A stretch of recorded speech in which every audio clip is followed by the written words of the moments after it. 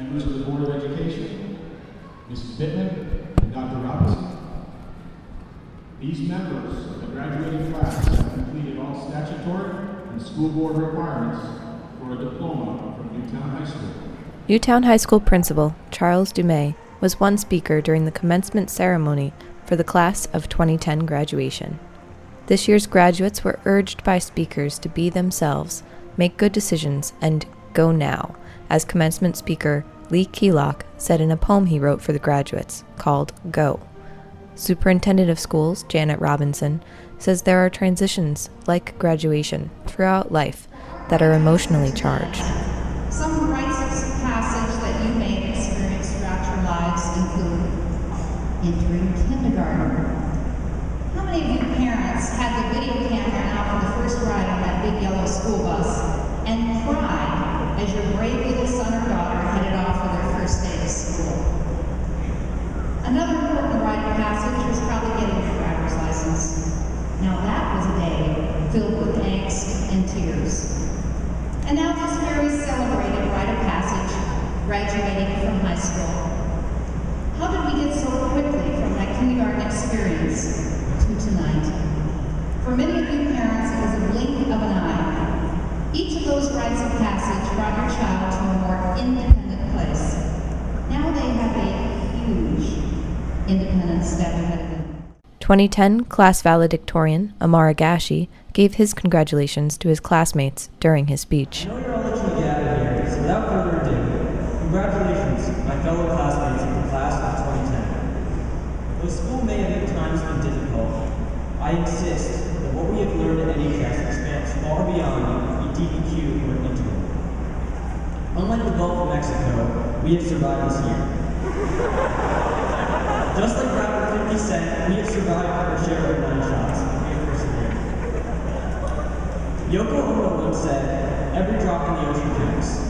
While most of you probably find this quote as cheesy and terrible as it actually is, I think it truly does speak well to the composition of our class. We are a class of academics, athletes, musicians, and above all, a group of honest, hard-working, and down-to-earth people. 2010 salutatorian Zoe DeStories thanked all those who helped the graduating seniors throughout their school careers. You should be proud of your accomplishments, but don't forget that we haven't come this far without a good deal of help from the people who care about us. Many of whom are here this afternoon.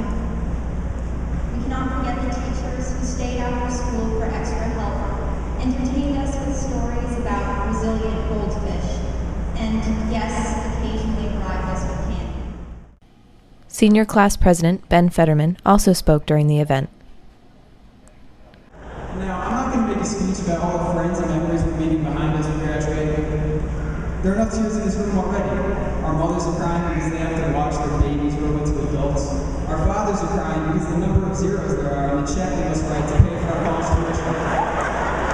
No, instead I'm going to focus on all the great things that I would look forward to in college. Think about it. No longer will we have to wake up while it's still dark outside in order to attend class.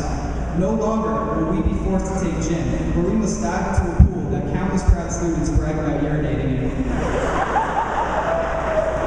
No longer must we suffer the discomfort of walking past the couples that ruthlessly make out in the middle of the hallway.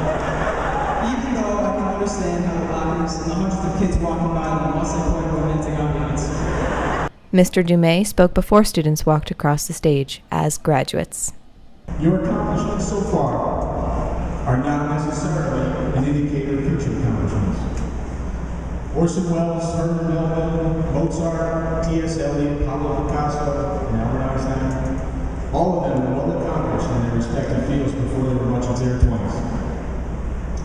But for each one of them, for each person who might be seen as a genius early in their life, there's somebody like Alfred Hitchcock, Robert Frost, Wallace Stevenson, Mark Twain, Paul Cézanne, or Charles Darwin. All of them undeniable late bloomers who made their greatest accomplishments in the later years of their life.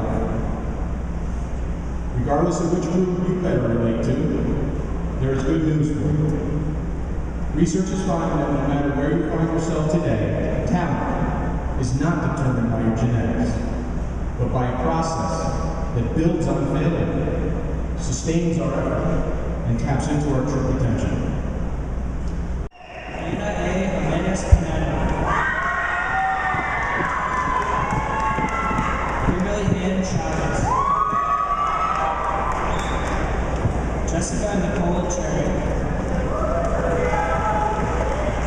Joseph Cristiano.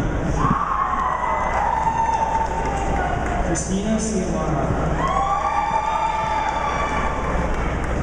Daniel Clement. Michael Coates.